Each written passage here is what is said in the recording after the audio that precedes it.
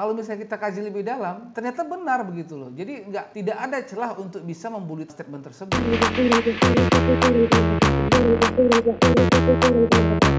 Oke, kita kembali lagi di channel kita ini. Terima kasih untuk respon-respon yang sudah mengirimkan pesan, masukan, ya, kritikan. Jadi di sini kita akan tetap terus membahas sesuai permintaan teman-teman isu-isu, dan memang kita akan memberikan informasi, edukasi, inspirasi dalam berbagai hal. Oke, dan kali ini kita akan coba membahas mengenai, dapat kita katakan tokoh, namun saya 70% setuju dengan pemikiran beliau. Tapi kenapa orang-orang lain itu merasa beliau itu adalah anti dari pemerintah gitu? Siapa lagi kalau misal bukan Rocky Gerung, ya? Oke, karena tokoh yang kita kenal ini bergelut di bidang ini, yang selalu membahas semua bidang ilmu berdasarkan ilmu filsafat, itu adalah seorang Rocky Gerung begitu. Rocky Gerung ini juga punya andil besar dalam membangun ilmu filsafat di UI, ya. Andil tersebut dalam hal perumusan 7-9 mata kuliah baru dan sekaligus mengajarkan di UI karena tidak ada yang mampu untuk mengajarkan itu, sehingga Rocky Gerung diminta untuk menjadi dosen di sana. Oke, track record beliau itu memang baru-baru ini sudah terpublish, ya. Kalau misalnya dahulu memang orang masih bertanya-tanya kenapa ada gelar profesor di Rocky Gerung. Padahal menurut informasi Rocky Gerung, profesor tersebut adalah panggilan, bukannya berarti dia mengambil pendidikan kemudian mendapatkan gelar profesor, tidak. Jadi itu adalah sebutan teman-temannya. Jadi karena beliau sudah mengajarkan dari S1, S2 sampai S3 dan beliau mempunyai kapabilitas, sehingga teman-temannya memanggil profesor. Sebenarnya Rocky Gerung juga tidak senang juga dengan sebutan tersebut, tapi ya sudahlah. Oke, yang ingin kita bahas di sini adalah banyak quote-quote ataupun juga banyak statement Rocky Gerung yang bertebaran saat ini, apakah itu di dalam satu talk show ataupun juga quote seperti TikTok. Nah, jadi kita ingin bahas quote-quote dan statement-statement tersebut, ya. Jadi kita mungkin, namun yang perlu teman-teman tahu, track record beliau itu sangat luar biasa. Jadi bagi yang istilahnya sering membuli Rocky Gerung, saya juga bingung nih bagaimana konsep berpikirnya, ya. Coba kita lihat dulu video ini, ya. Dulu saya kritik waktu SBY jadi presiden. Saya kasih pidato kebudayaan di Taman Ismail Marzuki hanya untuk menghajar SBY itu Pak Kapitra. SBY diganti oleh Jokowi. Periode pertama saya membantu beberapa teman untuk kasih konsep pada Jokowi, terutama tentang pluralisme itu. Waktu masih ribut soal bikin papers yang nawacita segala macam itu. Jadi saya membantu. Apakah saya mengkritik PDIP? 4 tahun saya mengajar di Megawati Institute tentang pikiran bangsa di proklamasi itu. Anda mungkin nggak pernah ngajar di situ. Saya mengajar di tempat pengkaderan PDIP, Megawati Institute. Oke. Di sini diinformasikan bahwa Rocky Gerung pernah mengajar di Megawati Institute, ya. Oke. Nah, berarti dengan kata lain, sekian persen para kader PDI itu adalah mewarisi ilmu yang diajarkan oleh Rocky. Jadi ketika dia juga mengkritik PDI, berarti bukan yang atas dasar kebencian dia mengkritik tersebut begitu. Oke, itu yang perlu dipahami, ya. Kemudian tentang pokok-pokok pikiran negeri. Jadi saya memang dosen, saya mengajar di UI 15 tahun dan menolak digaji itu. Saya nggak musuh negara. Saya mengajar di Lemhanas. Saya pernah kasih kuliah di Lemhanas, apalagi ya. Saya pernah kasih kuliah di Sekolah Pimpinan Tinggi Polri, apalagi. Saya pernah kasih kuliah di Sesko TNI di Bandung tuh. Saya nggak musuhi negara, saya menyumbang pikiran buat negara. Itu dia teman-teman, ya. Jadi jangan anggap istilahnya Rocky itu adalah sebagai yang anti pemerintah, tidak. Malah dia menyumbang pikirannya untuk negara ini agar setiap kader-kader partai, setiap mahasiswa bisa terbuka pikirannya untuk bisa secara nasionalis bisa mengembangkan negara ini. Jadi kalau misalnya pun ada yang bully Rocky dengan sebutan Profesor Dungu, ya sangat tidak ada korelasinya, ya, dibanding dengan track recordnya sebagai dosen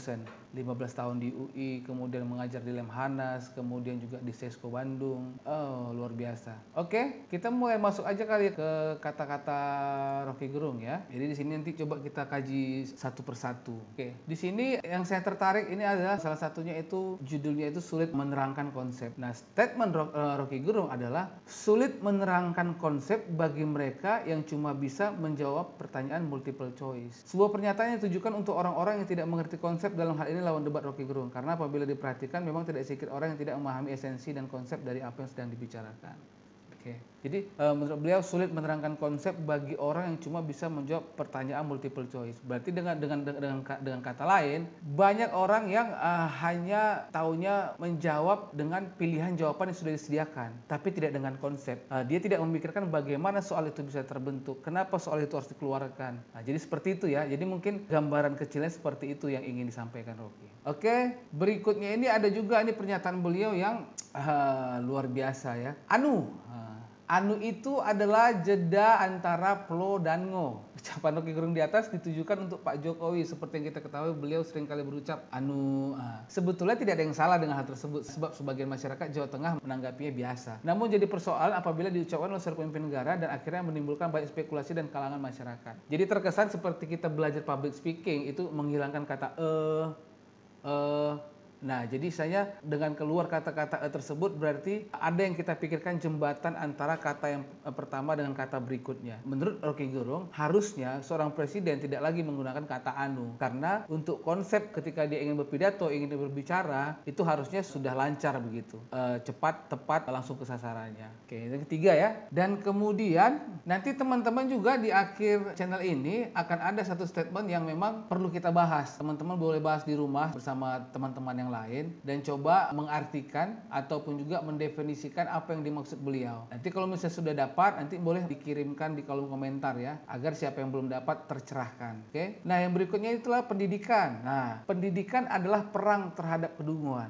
Itu statement beliau. Kalau misalnya kita kaji lebih dalam, ternyata benar begitu loh. Jadi tidak ada celah untuk bisa membuli statement tersebut. Karena semua informasi yang dikeluarkan Rocky Gerung adalah berdasarkan filsafat. Dungu adalah salah satu kata-kata yang dipopuler oleh Rocky Gerung seperti halnya dengan kata-kata di atas. Pendidikan memang menjadi senjata paling ampuh untuk memerangi kedunguan. Pendidikan di sini tidak hanya diartikan dalam arti sempit saja, melainkan secara luas. Kita dapat mendapatkan pendidikan di mana saja dan siapa saja, yang pasti pendidikan itu akan mencerahkan. Oke. Jadi pendidikan adalah perang terhadap kedunguan. Ini berarti dari segala arah, dari kiri, dari kanan, dari atas, dari bawah, segala informasi pendidikan itu kan kita berikan. Itu seperti berperang gitu. Berperang melawan kedunguan, kebodohan. Sehingga kita harus bisa menerima informasi sebanyak-banyaknya dari guru, dari lingkungan, dari sekolah, dari pemerintahan, dari media. Nah, kita harus mencerna sebaik-baiknya. Makanya istilahnya jangan hanya dari satu arah saja. Karena ini pendidikan adalah perang terhadap kedunguan. Jadi kalau misalnya perang terhadap kedunguan itu menang, berarti pendidikan kita sudah bisa dikatakan sudah ke arah yang lebih baik.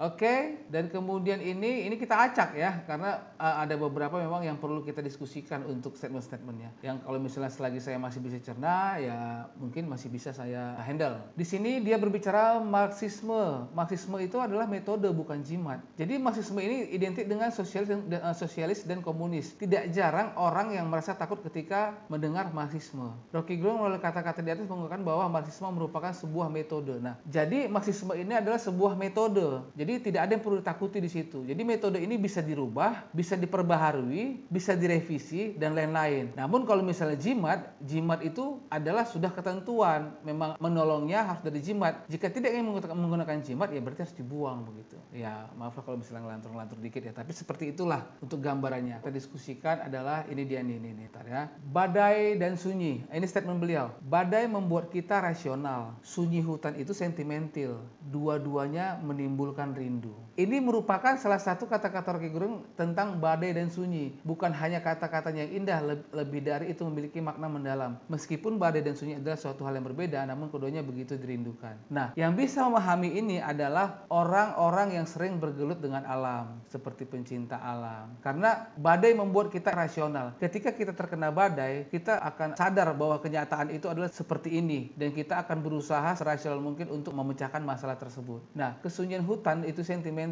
Ketika kita berada seorang diri di kesunyian, kalau misalnya untuk pencinta alam itu di hutan, itu membuat perasaan kita itu menjadi sentimental, berhubungan dengan emosional. Jadi ketika itu digabungkan, itu akan menjadi perpaduan yang mendalam menurut Rocky Gerung. Oke, dan ini dia. tugas teman-teman dan saya adalah mengartikan statement beliau ini yang satu ini. Ini adalah judulnya Ibarat Rindu. Yang statementnya, tak tiba, tak berarti ada seperti rindu. Ini guys teman-teman, seperti sampai di situ dulu ya. Jadi intinya adalah di sini disclaimer dulu ya. Kita bukan pendukung Rocky Gerung, namun kita penikmat pikirannya. Sehingga apa yang statement yang dikeluarkannya itu menurut kami adalah statement-statement yang melatih cara kita berpikir, cara kita bernalar untuk bisa mengimplementasikannya di kehidupan sehari-hari. Jadi kita rasa sih sebenarnya tidak ada yang salah ya dengan Rocky Gerung ya. Kita sangat senang dengan cara pemikirannya. Oke, nanti akan kita bahas lagi statement-statement dia berikutnya, bagaimana dia berdebat dengan lawan bicaranya. Nanti akan kita bahas tuntas di video-video berikutnya. Jadi untuk yang sekarang ini adalah pembukaan mukadimahnya, kita informasikan beberapa statement, dan kemudian nanti di video-video berikutnya statement dan pernyataan-pernyataan dia ketika dia berdebat. Oke, terima kasih. Stay tune terus di channel ini. Jangan lupa subscribe dan like ya, agar kita dapat menginformasikan semuanya dengan jelas. Terima kasih.